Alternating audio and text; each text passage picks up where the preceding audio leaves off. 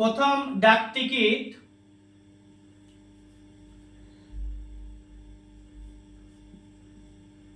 1854 সালে ডালহৌসি চালু করেছিলেন। গণপরিষদের অস্থায়ী সভাপতির নাম কি ছিল? গণপরিষদের অস্থায়ী সভাপতি সচ্চিদানন্দ সিনহা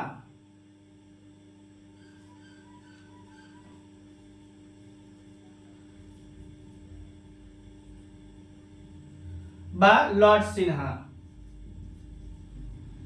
তিনি গণপরিষদের অস্থায়ী সভাপতি ছিলেন লর্ড সিনহা। 1946 খ্রিস্টাব্দের 9 তারিখে ডিসেম্বর মাসে গণপরিষদের প্রথম অধিবেশন বসেছিল। 2 দিন পরে 11 December Rajendra Prasad became the permanent chairman of গণপরিষদ। 2 বছর 11 মাস 18 দিন 2 বছর 11 মাস 18 দিন ধরে এই গণপরিষদ ভারতের সংবিধান রচনা করেছিল। 2 বছর 11 মাস 18 দিন ধরে এই গণপরিষদ ভারতের সংবিধান রচনা করেছিল। আর এই 2 বছর 11 মাস 18 দিন ধরে ভারতের সংবিধান রচনা করার পরে আমরা পেয়েছিলাম 395টা আর্টিকেল, 8টা শিডিউল, আর হচ্ছে 22টা তখন পার্ট ছিল। পার্ট হচ্ছে 22টা। এবার হচ্ছে তোমার কি এই সংবিধান যখন লেখা হয়েছিল, অর্থাৎ মূল সংবিধানে মৌলিক কর্তব্য ফান্ডামেন্টাল ডিউটি, যেটা এখন ভারতের সংবিধানের পার্ট 4A 51A আর্টিকেলে রয়েছে, সেটা আগে ছিল না। তো ডিউটি অর্থাৎ ফান্ডামেন্টাল ডিউটিগুলো 1976 খ্রিস্টাব্দে 42তম সংবিধান সংশোধনের মাধ্যমে শরণ সিং কমিটির সুপারিশে, কোন কমিটি বললাম? শরণ সিং কমিটির সুপারিশে 10টি মৌলিক কর্তব্য ভারতের মূল সংবিধানে অ্যাড করা হয়েছিল। পরবর্তীতে 2002 সালে 86তম সংবিধান সংশোধন করে 86তম সংবিধান সংশোধন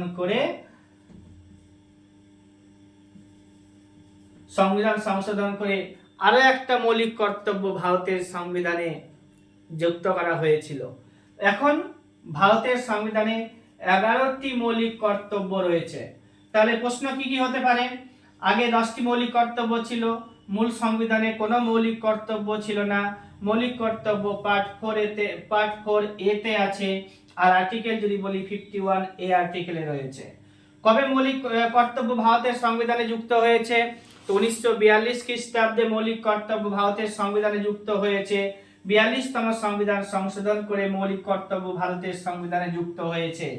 এই 42তম সংবিধান সংশোধনটাকে মিনি কনস্টিটিউশন বলা হচ্ছে। মিনি কনস্টিটিউশন বলা হচ্ছে 42তম সংবিধান সংশোধনকে। এই 42তম সংবিধান সংশোধন করে লোকসভার কার্যকালের মেয়াদ 5 থেকে বাড়িয়ে 6 বছর করে দেওয়া হয়েছিল ইত্যাদি আমরা জানতে পারবো। 5 থেকে 6 বছর করা হয়েছিল। আর হচ্ছে তোমার কি 42তম মৌলিক সংবিধান সংশোধন 1976 খ্রিস্টাব্দে হয়েছিল। সে সময় ভারতে কংগ্রেসি সরকার ছিল। এবার হচ্ছে তারপরে হচ্ছে তোমার কি লোকসভার কার্যকালের মেয়াদ 5 থেকে বাড়িয়ে 6 বছর করা হয়েছিল। কততম সংবিধান সংশোধন করে? তো হচ্ছে 42তম সংবিধান সংশোধন করে। মূল সংবিধানে কতগুলো আর্টিকেল ছিল? 395টা আর্টিকেল ছিল। কতগুলো শিডিউল ছিল? 8টি শিডিউল ছিল। কতগুলো পার্ট ছিল? 22টি পার্ট ছিল। এখন প্রশ্ন আরো হবে, বর্তমানে কতগুলো আর্টিকেল রয়েছে? 448 আর্টিকেল রয়েছে। শিডিউল 4টা বেড়ে গেছে, এখন 12টা শিডিউল হয়েছে। এবার হচ্ছে পার্ট, আগে ছিল 22টা, এখন হচ্ছে 25টা পার্ট। ভারতে 25টা হাইকোর্টও আছে। লোকসভার সদস্য হতে গেলেও 25 বছর বয়স লাগে। বিধানসভার সদস্য হতে গেলেও 25 বছর বয়স লাগে, এগুলো মনে রাখতে হবে। লোকসভার সদস্য হতে গেলে 25 বছর লাগে, বিধানসভার সদস্য হতে গেলে 25 বছর লাগে। ভারতে বর্তমানে হাইকোর্টের সংখ্যা রয়েছে 25টা, আর 25টা এখন ভারতের সংবিধানে পার্ট রয়েছে, 25টা পার্ট রয়েছে। আচ্ছা, এবার হচ্ছে কি যে 1925 খ্রিস্টাব্দে, হ্যাঁ 1924 খ্রিস্টাব্দে আইএনসি অর্থাৎ জাতীয় কংগ্রেস, ইন্ডিয়ান ন্যাশনাল কংগ্রেস, জাতীয় কংগ্রেসের চেয়ারম্যান হয়েছিল 1924 খ্রিস্টাব্দে কে? তো গান্ধীজি। ঠিক আছে, গান্ধীজি চেয়ারম্যান হয়েছিল আইএনসি। আবার 1925, যেহেতু 25 পড়ছি, তো 1925 খ্রিস্টাব্দে কি হয়েছিল?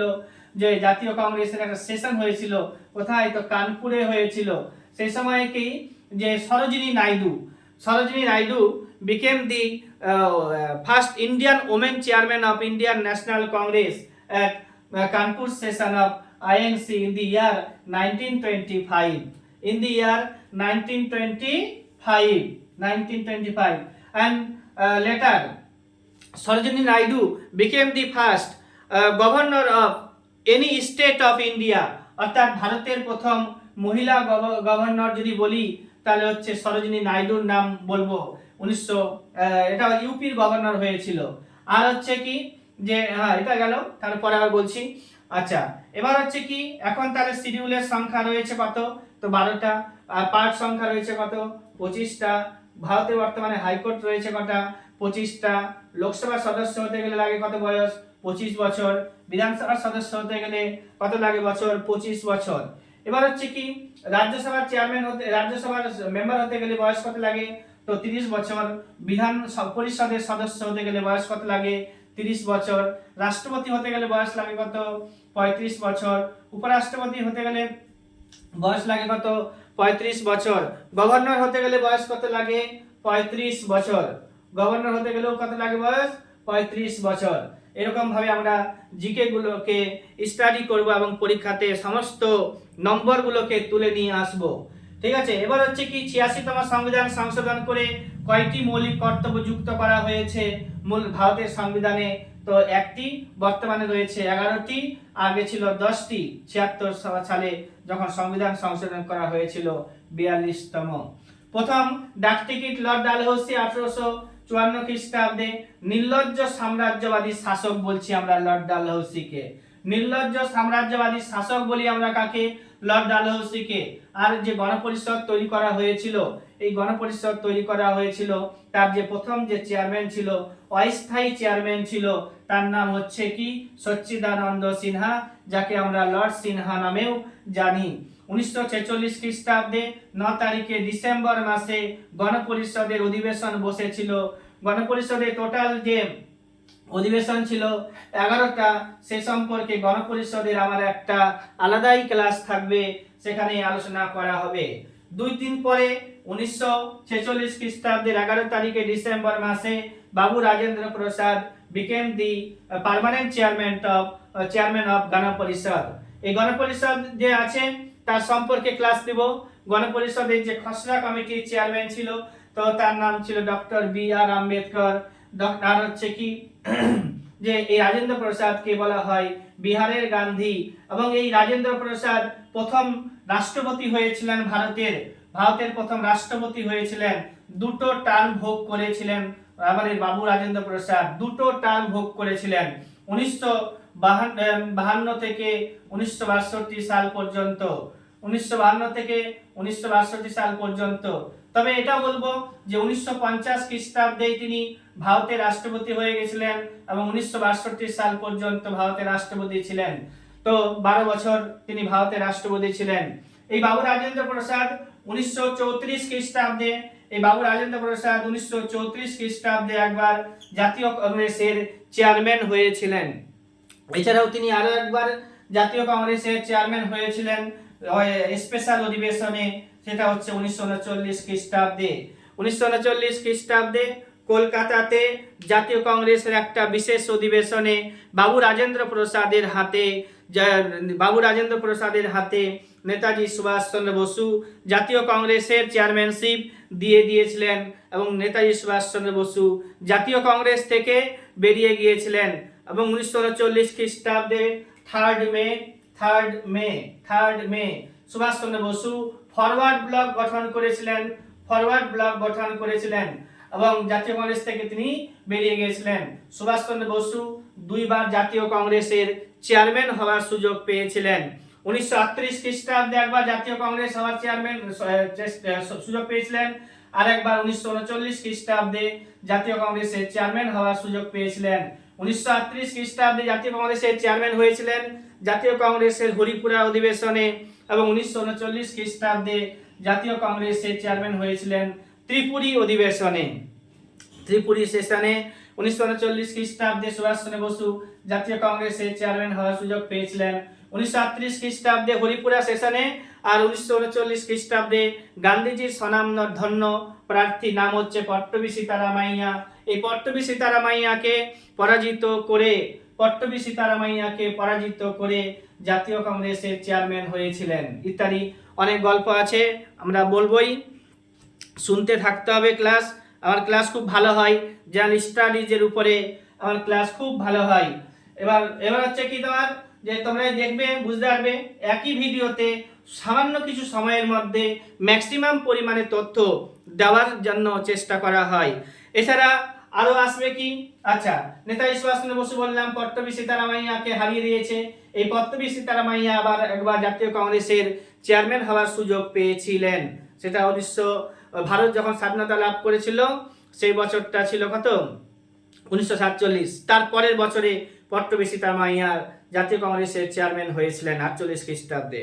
এছাড়া আরো কি বলবো যে এখানে এটা জিকে ক্লাস, তো এখানে বিভিন্ন ধরনের ঘটনাগুলো একসাথে চলে আসতে পারে।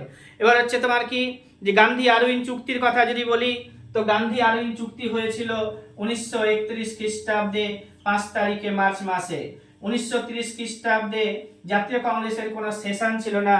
1930 খ্রিস্টাব্দে 12 তারিখে মার্চ মাসে গান্ধীজি 1930 খ্রিস্টাব্দে 12 তারিখে মার্চ মাসে গান্ধীজি ডান্ডি মার্চ করেছিলেন এবং ডান্ডি মার্চ করেছিলেন। আর হচ্ছে কি তিনি ডান্ডি মার্চ করেছিলেন আর লবণ আইনকে ভঙ্গ করেছিলেন, অর্থাৎ আইন অমান্য আন্দোলন গান্ধীজি চালু করেছিলেন 1930 খ্রিস্টাব্দ থেকে, সবরমতী আশ্রম থেকে। ঠিক আছে, হ্যাঁ, তো হচ্ছে গান্ধীজি যে তোমার হচ্ছে 1930 খ্রিস্টাব্দে আইন অমান্য আন্দোলন করলেন। এবার হচ্ছে কি 1930 খ্রিস্টাব্দে আইন অমান্য আন্দোলন, 1930 খ্রিস্টাব্দে আবার জাতীয় কংগ্রেসের গোল টেবিল বৈঠক বসেছিল। 1931 খ্রিস্টাব্দে আবার জাতীয় কংগ্রেসের গোল টেবিল বৈঠক বসেছিল ইংল্যান্ডে। গোল টেবিল বৈঠকগুলো ইংল্যান্ডে হয়েছিল। তো 1930 খ্রিস্টাব্দে, 1931 খ্রিস্টাব্দে এবং 1932 খ্রিস্টাব্দে পরপর তিনবার জাতীয় কংগ্রেসের গোল টেবিল বৈঠক বসেছিল। তবে জাতীয় কংগ্রেস এই তিনটি গোল টেবিল বৈঠকের মধ্যে একবার মাত্র যুক্ত হয়েছিলেন, প্রেজেন্ট ছিলেন, সেটা হচ্ছে 1931 খ্রিস্টাব্দের গোল টেবিল বৈঠকে। 1931 খ্রিস্টাব্দের গোল টেবিল বৈঠকে।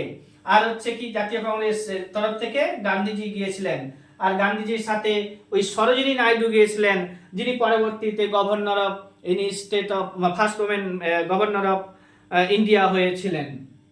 আচ্ছা, আর কি বলবো এখানে যে 1932 খ্রিস্টাব্দে গান্ধী আরউইন চুক্তি, 31 খ্রিস্টাব্দে আর হচ্ছে কমিউনাল অ্যাওয়ার্ড ঘোষণা করেছিল ব্রিটিশ প্রধানমন্ত্রী রামসে ম্যাকডোনাল্ড। এরকম অনেক তথ্য আমরা দিতে থাকবো। এবার হচ্ছে কি তোমার প্রথম এটা ডাক টিকিট গেল, গণপরিষদের অস্থায়ী সভাপতির নাম বলে দিলাম সচ্চিদানন্দ সিনহা। এবার হচ্ছে আরো আছে কি অভয়ারণ্য সম্পর্কে লিখে রেখেছি, মানস অভয়ারণ্য কোথায় রয়েছে, আসামে রয়েছে। চাঁদবিবি যেগুলো পরীক্ষাতে বারবার জিজ্ঞাসা করা হয়, তো মানস অভয়ারণ্য কোথায় আছে, আসামে আছে। আসাম হচ্ছে আমাদের কি নর্থ ইস্টের একটি রাজ্য। এই আসামের বর্তমানে যে রাজ্য সিএম, আসামের বর্তমানে যে সিএম তার নাম হচ্ছে হেমন্ত বিশ্ব শর্মা, মনে রাখতে হবে। হেমন্ত বিশ্ব শর্মা আসামের, আর হেমন্ত সোরেন হচ্ছে আমাদের ঝাড়খণ্ডের সিএম বা গভর্নর, এগুলো মনে রাখবো আমরা। চাঁদবিবি হচ্ছে আহমদনগরের শাসিকা ছিলেন। আর ভারতের যে প্রাচীনতম পর্বতমালা আরাবল্লী ভারতের প্রাচীনতম পর্বতমালার নাম কি? ভারতের প্রাচীনতম পর্বতমালার নাম হচ্ছে আরাবল্লী পর্বতমালা। ভারতের প্রাচীনতম পর্বতমালার নাম হচ্ছে কি? আরাবল্লী পর্বতমালা, যেটি ভারতের রাজস্থান রাজ্যে রয়েছে, রাজস্থান রাজ্যে এবং গুজরাটেও রয়েছে। আরাবল্লী পর্বতমালা যার সর্বোচ্চ শৃঙ্গের নাম হচ্ছে গুরু শিখর। আরাবল্লী পর্বতমালা হচ্ছে গুরু শিখর, হ্যাঁ, গুরু শিখর হচ্ছে হাইয়েস্ট পিক। এটা প্রাচীন ভঙ্গিল পর্বতমালা ছিল, ভারতের প্রাচীনতম পর্বতমালা। পৃথিবীর মধ্যে যে সমস্ত পর্বতমালাগুলো রয়েছে, ভঙ্গিল পর্বতমালা, তার মধ্যেও কিন্তু আরাবল্লী হচ্ছে কিন্তু প্রাচীন। এবার হচ্ছে কি, এটা রাজস্থানে রয়েছে, এটা গুজরাটে রয়েছে, এবং এই রাজস্থান আর গুজরাটটাই মনে রাখো, পাঞ্জাব এবং দিল্লিতেও এটার বিস্তার ছিল। এখন আস্তে আস্তে ছোট হয়ে গেছে, আর হচ্ছে এটা বর্তমানে ক্ষয়জাত পর্বতমালাতে পরিণত হয়েছে। ভারতের সবথেকে উঁচু পর্বতমালার নাম পরীক্ষাতে জিজ্ঞাসা করা হবে। ভারতের সবথেকে উঁচু পর্বতমালার নাম হচ্ছে গডউইন অস্টিন বা K2 বা king of Karakoram. Godwin Austen বা কিং অফ কারাকোরাম বা K2 হচ্ছে 8611। এছাড়াও এটা হচ্ছে কিন্তু আমাদের হিমালয় পর্বতে অবস্থিত নয়। হিমালয় পর্বতমালা হচ্ছে এশিয়ার সবচেয়ে বড় পর্বতমালা, হ্যাঁ। তারপরে হচ্ছে তোমার কি, বিশ্বের মধ্যেই সবথেকে বড় পর্বতমালা, তো এশিয়ারটাও বলছি। আর হচ্ছে এই হিমালয় পর্বতমালার যে হাইয়েস্ট পিক আছে তার নাম হচ্ছে মাউন্ট এভারেস্ট। এটা নেপালে রয়েছে, মাউন্ট এভারেস্টের পিকটা। আর হচ্ছে হিমালয় পর্বতে অবস্থিত যে ভারতের সর্বোচ্চ শৃঙ্গ বলবো তার নাম হচ্ছে কি, তো কাঞ্চনজঙ্ঘা।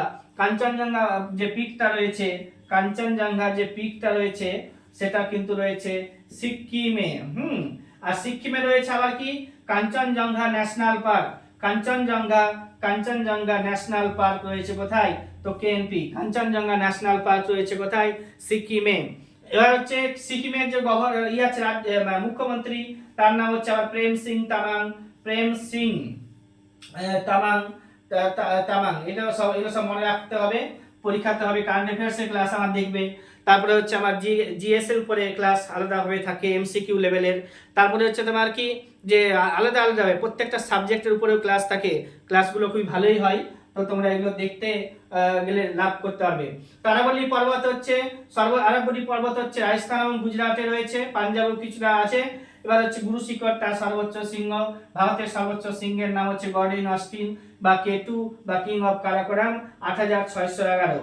মাউন্ট এভারেস্ট হচ্ছে আমাদের কি, মাউন্ট এভারেস্ট যেটা আছে হিমালয় পর্বতমালার সর্বোচ্চ শৃঙ্গ, যেটা নেপালে অবস্থিত। ভারতে অবস্থিত হিমালয় পর্বতমালার সর্বোচ্চ শৃঙ্গের নাম হচ্ছে কাঞ্চনজঙ্ঘা।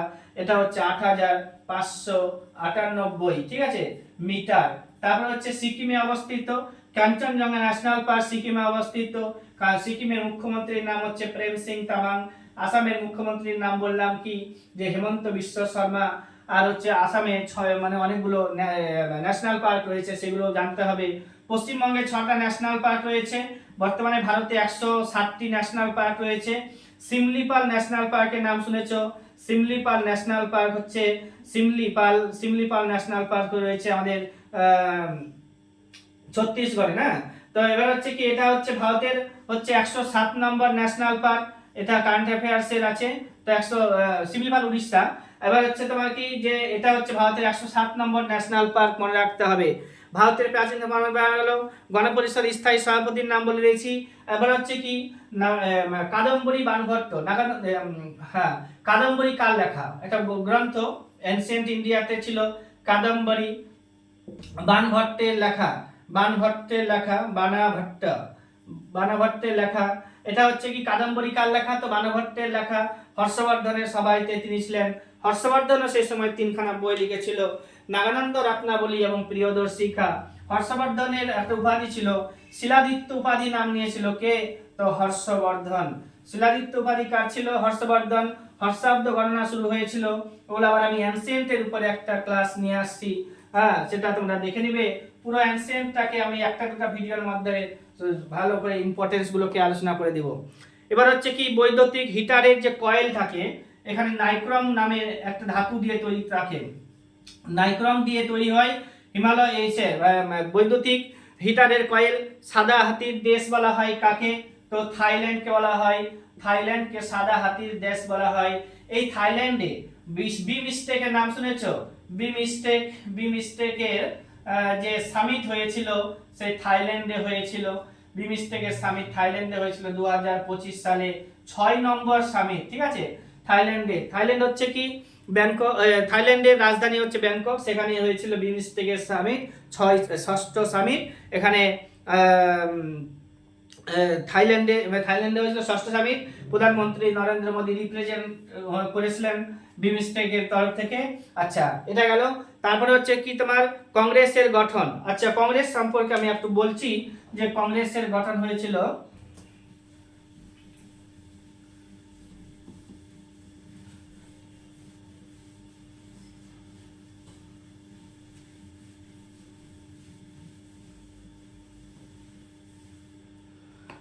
কংগ্রেসের গঠন পরীক্ষাতে বারবার জিজ্ঞাসা করা হয় যে কংগ্রেস কত সালে গঠিত হয়েছিল।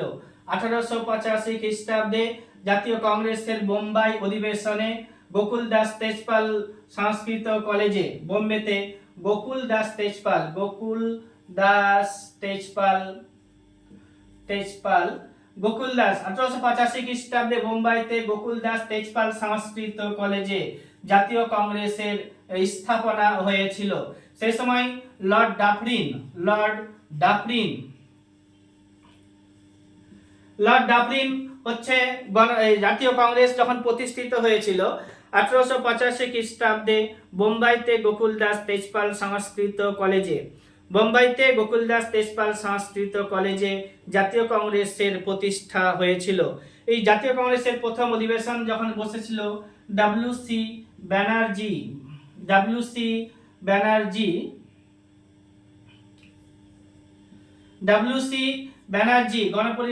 জাতীয় কংগ্রেসের প্রথম চেয়ারম্যান আর প্রথম মুসলিম চেয়ারম্যানের নাম যদি বলি বদিরুদ্দিন তাইয়েবজি, আর প্রথম যদি পার্সি চেয়ারম্যান বলি তাহলে হচ্ছে দাদাভাই নওরোজি 86 খ্রিস্টাব্দে 1886 খ্রিস্টাব্দে 1893 খ্রিস্টাব্দে 1906 খ্রিস্টাব্দে জাতীয় কংগ্রেসের চেয়ারম্যান হয়েছিল দাদাভাই নওরোজি। তারপরের বছরে 1887 খ্রিস্টাব্দে বদরুদ্দিন তায়েবজি চেয়ারম্যান হয়েছিলেন জাতীয় কংগ্রেসের। এবার হচ্ছে কি যে লর্ড ডাফরিন কিন্তু এটাকে মাইক্রোস্কোপিক মাইনরিটি বলেছিলেন, জাতীয় কংগ্রেসকে মাইক্রোস্কোপিক মাইনরিটি বলেছিলেন। আমার ইন্ডিয়ান ন্যাশনাল মুভমেন্টের ক্লাসে জাতীয় কংগ্রেসের সম্পর্কে বিশেষভাবে আলোচনা করা আছে, এখানে বেশি ঘাটাবো না। কারণ দাদাভাই নওরোজি এখন বলেছি, দাদাভাই নওরোজি জাতীয় কংগ্রেসের 3 বার চেয়ারম্যান হয়েছিলেন, ঠিক আছে? 1893 খ্রিস্টাব্দে, 1886 খ্রিস্টাব্দে এবং 1906 খ্রিস্টাব্দে তাকে grand old man of India বলা হয়। ব্রিটিশ পার্লামেন্টে নির্বাচিত প্রথম ভারতীয় সদস্য ছিলেন দাদাভাই নওরোজি। কুকা মুভমেন্টের সম্পর্কে আমার একটা ভিডিও আছে, সেখানে দেখলে গেলে বুঝে যাবে। কুকা বিদ্রোহের নেতার নাম জিজ্ঞাসা করা হয়, কুকা বিদ্রোহের নেতার নাম হচ্ছে গুরু রাম সিং। তারপরে হচ্ছে তোমার কি মুসলিম লীগ তৈরি হয়েছিল কবে? জাতীয় কংগ্রেসের ভেতর থেকে লর্ড কার্জনের নাম শুনেছো তোমরা। লর্ড কার্জন বাংলাকে ভাগ করেছিল, বাংলাকে ভাগ করার পরে 1906 খ্রিস্টাব্দে মুসলিম লীগ তৈরি করে দিয়েছিল। মুসলিম লীগ, ঢাকার নবাব সলিমুল্লাহ খান হচ্ছে মুসলিম লীগ তৈরি করেছিল। আগা খানের নাম শুনবে, সে মুসলিম লীগের প্রথম চেয়ারম্যান হয়েছিল, ঠিক আছে? সভাপতি বলবো তো হচ্ছে আগা খান। আচ্ছা, মুসলিম লীগ সব হয়ে গেল, এটা মুসলিম লীগ। আচ্ছা, লর্ড কার্জনের কথা যদি বলি, এখানে একটু মনে রাখতে হবে যে 1869 খ্রিস্টাব্দ থেকে যাদের নামগুলোকে খুবই মনে রাখতে হবে। লর্ড ডালহৌসির কথা যদি বলি, নগ্ন সাম্রাজ্যবাদী শাসক বলছি, তো লর্ড ডালহৌসি ভারতে এসেছিল 1848 খ্রিস্টাব্দ থেকে 1856 সাল পর্যন্ত। তারপরে ক্যানিং আসবে 1856 থেকে 1861, 62, 63 সাল পর্যন্ত থাকবে। তারপরে 1869 খ্রিস্টাব্দে লর্ড মেয়ো আসবে। লর্ড মেয়োকে ভারতীয়রা মেরে দিয়েছিল, অর্থাৎ ভারতের একজন কয়েদি আন্দামান নিকোবর দ্বীপপুঞ্জে কালাপানি জেল আছে, সেখানে পরিদর্শন করতে গিয়ে, অর্থাৎ জেল পরিদর্শন করতে গিয়ে লর্ড মেয়ো ভারতীয়দের সম্পর্কে কটু কথা বলছিল, যার কারণে সেখানে উপস্থিত একজন কয়েদি, নাম কয়েদি বলতে কি আমাদের আসামি, তো হচ্ছে নাম হচ্ছে শের আলী, তিনি লর্ড মেয়োকে মেরে দিয়েছিলেন 1869 থেকে 72 সাল পর্যন্ত। 72 সালে লর্ড মেয়ো শেষ। তারপরে মেয়র পরে আসবে লর্ড নটব্রুক, যে নাট্যাভিনয় নিয়ন্ত্রণ আইন পাস করেছিল। নাট্যাভিনয় নিয়ন্ত্রণ আইন পাস করেছিল কে? তো লর্ড নটব্রুক। তারপরে আসবে লর্ড লিটন। লিটনের সময়ের অনেকগুলো ঘটনা আছে, আমার ইতিহাস ক্লাসেই পাবে, এখানেও কখনো কখনো বলবো। তো লর্ড লিটন হচ্ছে অস্ত্র আইন পাস করেছিল, অস্ত্র আইন পাস করেছিল। তারপরে ভার্নাকুলার প্রেস অ্যাক্ট, ডাব্লিউবিসিএস পরীক্ষাতে জিজ্ঞাসা করা হয় ভার্নাকুলার প্রেস অ্যাক্ট, ঠিক আছে, vernacular press act. Vernacular press act হচ্ছে কার? তো ভার্নাকুলার প্রেস অ্যাক্ট হচ্ছে লর্ড লিটনের। এই লিটন 1876 থেকে 1880 সাল পর্যন্ত ভারতে ছিল। লর্ড লিটন 1876 থেকে 1880 সাল পর্যন্ত ভারতে ছিল। তারপরে হচ্ছে তোমার কি, যে এখানে কমই বলবো, তাহলে হচ্ছে কি কুকা মুভমেন্টের নাম বললাম, গুরু রাম সিং 1887 খ্রিস্টাব্দে, বদরুদ্দিন তারজি 1888 খ্রিস্টাব্দে হচ্ছে তোমার কি জর্জ ইউল চেয়ারম্যান হয়েছিল জাতীয় কংগ্রেসের। সেই সময়ে লর্ড ডাবলিন, সেই সময়ে লর্ড ডাবলিন হচ্ছে তোমার কি কংগ্রেসকে মাইক্রোস্কোপিক মাইনরিটি বলে সম্বোধন করেছিল, কটূক্তি করেছিল বা সমালোচনা করেছিল। আচ্ছা, লর্ড লিটনের পরে যে আসবে তো তার নাম হচ্ছে লর্ড রিপন, যে আসবে যার সময় সেন্সাস চালু হয়েছিল ভারতে 1881 খ্রিস্টাব্দে। লর্ড মেয়র সময় সেন্সাস হয়েছিল 1872 সালে। তারপরে এখান থেকে রেগুলার সেন্সাস চালু হয়েছে। বর্তমানে ভারতে 15টা সেন্সাস হয়েছে 2011 সাল পর্যন্ত। 2011 সালের পরে আর এখনো কোনো সেন্সাস ডেটা পাইনি আমরা, হয়নি। ইত্যাদি অনেক ঘটনা আছে যেগুলো জানতেই হয় আমাদেরকে। সবচেয়ে ছোট পাখির নাম হচ্ছে হামিংবার্ড। 10 সালা ব্যবস্থা হচ্ছে এখানে জিকে বলে, 10 সালা ব্যবস্থা হচ্ছে আকবরের। আমজাদ আলী খানের নাম শুনবে। সারদ বাজাতক সর্বাধিক চীনাবাদাম উৎপাদন করছে যে রাজ্য, তো গুজরাট, একটা পরীক্ষাতে এসেছিল সেটা। অর্থশাস্ত্র হচ্ছে কৌটিল্যের তুলবুল প্রকল্প ঝিলাম নদীতে, গান্ধী আরউইন চুক্তি একটু আগে পড়লাম 1931 খ্রিস্টাব্দে। এরকম অনেক ঘটনাগুলো আছে। আচ্ছা, আরো বলছি যে লোকসভার ব্যাপারে একটু আলোচনা করছি।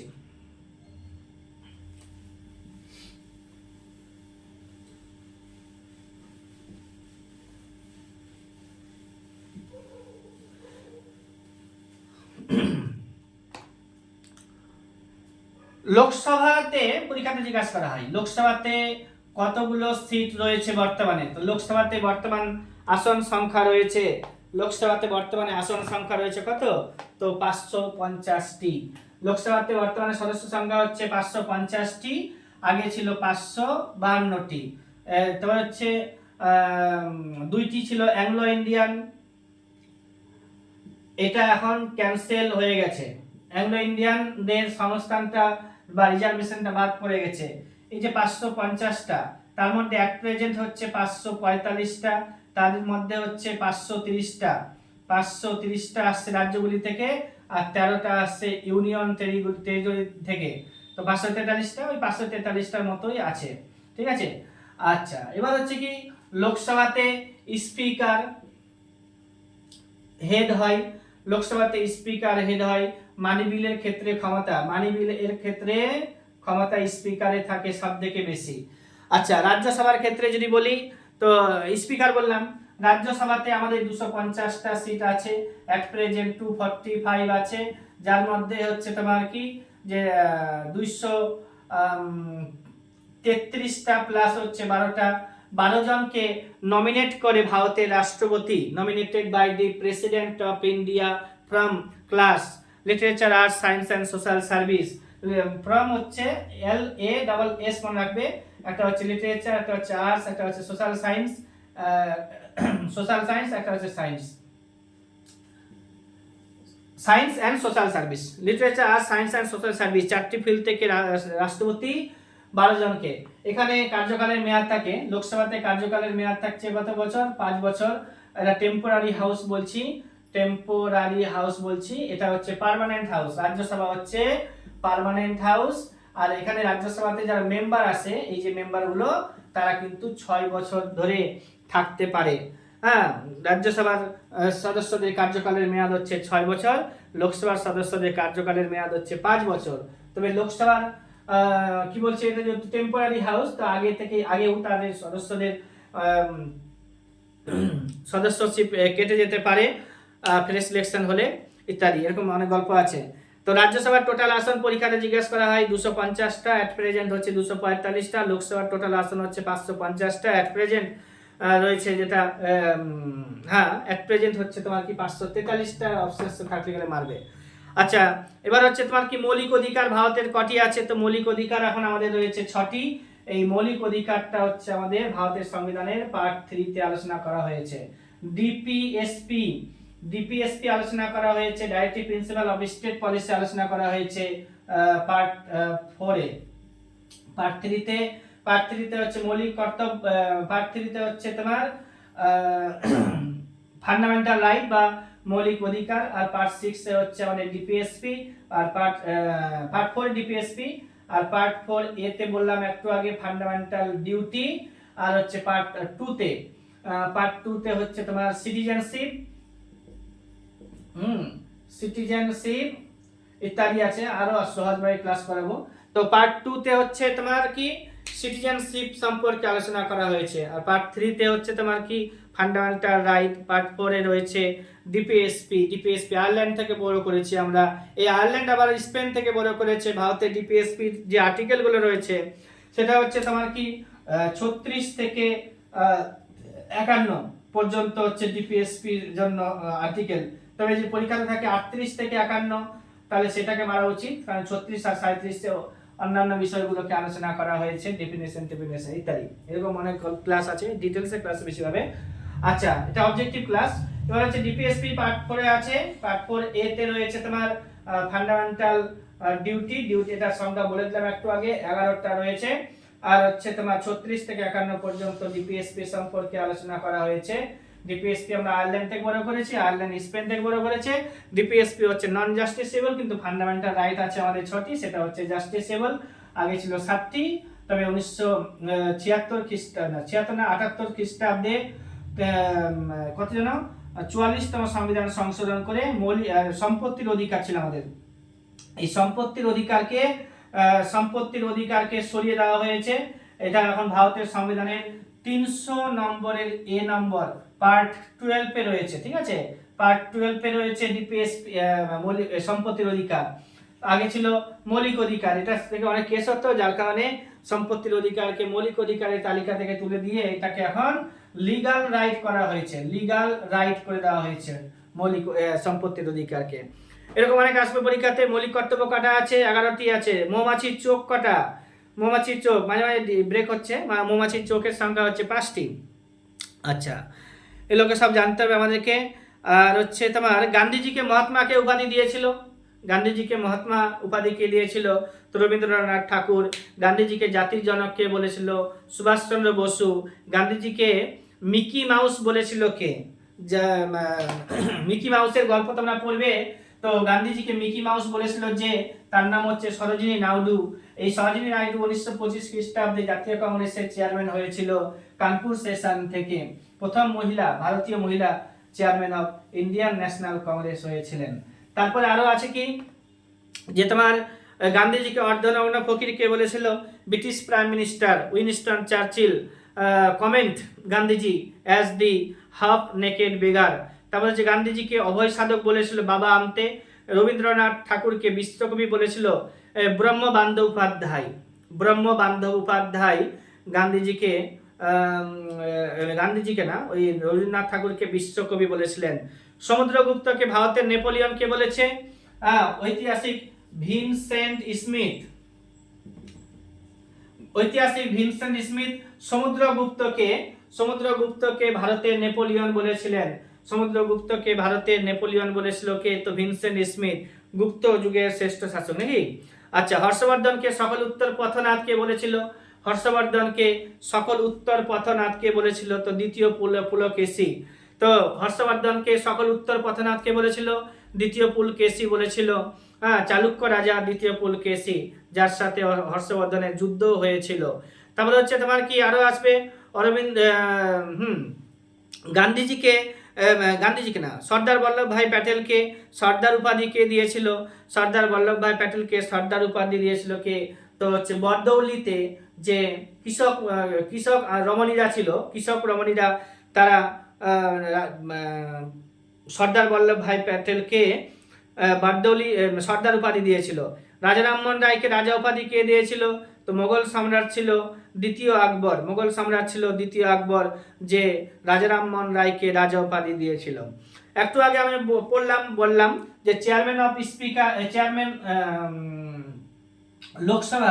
লোকসভার স্পিকার কে হয়?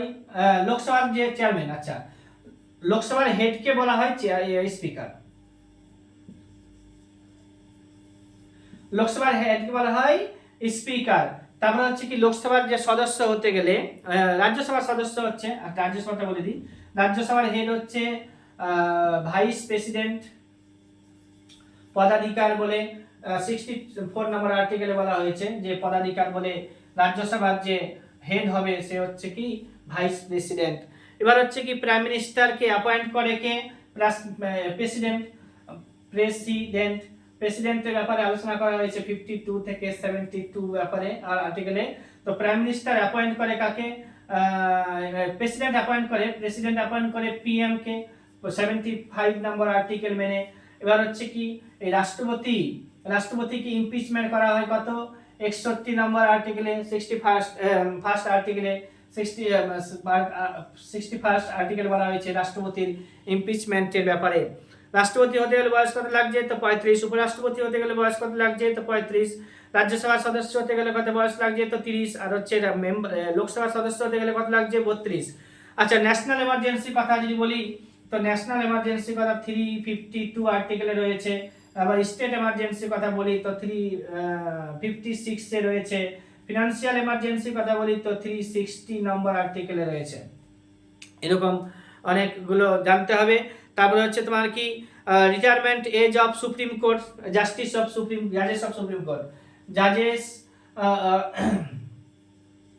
Of supreme court, retirement age of জাজেস of supreme court 65 years.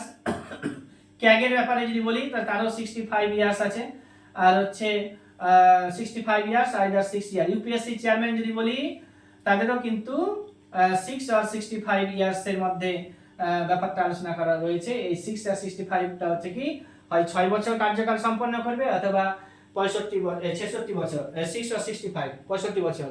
কিন্তু জাজেস অফ সুপ্রিম কোর্ট হচ্ছে 65 ইয়ার্স, আর হাইকোর্টে জাজ যদি বলি তাহলে হচ্ছে 62 ইয়ার্স কার্যকালের মেয়াদ। পিএসসির যে চেয়ারম্যান যদি বলি,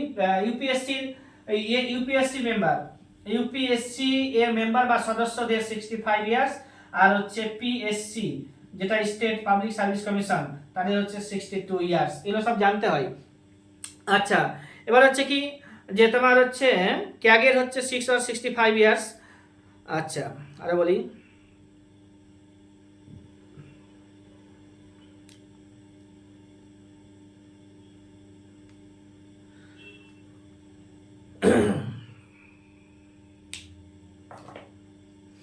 ল্যান্ড অফ রাইজিং সান বলছে কাকে? জাপানকে বলছে। ব্ল্যাক কন্টিনেন্ট কাকে বলছে? তো আফ্রিকাকে বলছে। আইল্যান্ড ক্লাবস হচ্ছে জাঞ্জিবারকে বলছে। এমারেল্ড আইল্যান্ড হচ্ছে আয়ারল্যান্ডকে বলছে। ল্যান্ড অফ 1000 লেকস যেটা ফিনল্যান্ডকে বলছে। ল্যান্ড অফ মিডনাইট সান নরওয়েকে বলছে। বেঙ্গল সরো হচ্ছে দামোদরকে বলছে। City of golden gate San Francisco বলছে। হারমিট কিংডম হচ্ছে কোরিয়াকে বলছে। ম্যানচেস্টার অফ জাপান হচ্ছে ওসাকাকে বলছে। ভেনিস অফ দি ইস্ট হচ্ছে ব্যাংকককে বলছে। হ্যাঁ, রূপ অফ দি ওয়ার্ল্ড হচ্ছে পামিরকে বলছে। ডিপেস্ট লেকের নাম হচ্ছে Baikal. Land of white elephant Thailand, আর হচ্ছে land of morning calm South কোরিয়াকে বলছে। এগুলো আমাদের ফেসবুকে আমি দিয়ে রাখি, ওগুলোকে পড়বে। ল্যান্ড অফ রাইজিং সান হচ্ছে জাপানে। ব্ল্যাক কন্টিনেন্ট হচ্ছে আফ্রিকাকে। আইল্যান্ড ক্লোবস বলছে জাঞ্জিবারকে। এমারেল আইল্যান্ড বলছে আয়ারল্যান্ডকে। ল্যান্ড অফ 1000 লেকস বলছে ফিনল্যান্ডকে। এবার হচ্ছে তোমার যে ল্যান্ড অফ মিডনাইট সান নরওয়েকে বলছে, বেঙ্গল সরো হচ্ছে দামোদরকে বলছে, সিটি অফ গোল্ডেন গেট সান ফ্রান্সিসকোকে বলছে, হারমিট কিংডম হচ্ছে কোরিয়াকে বলছে, ম্যানচেস্টার অফ জাপান ওসাকাকে বলছে, ভেনিস অফ দি ইস্ট হচ্ছে ব্যাংকককে বলছে, রূপ অফ দি ওয়ার্ল্ড পামিরকে বলছে, ডিপেস্ট লেক বৈকালকে বলছে, ল্যান্ড অফ হোয়াইট এলিফ্যান্ট থাইল্যান্ডকে বলছে, land of morning sun South কোরিয়াকে বলছে।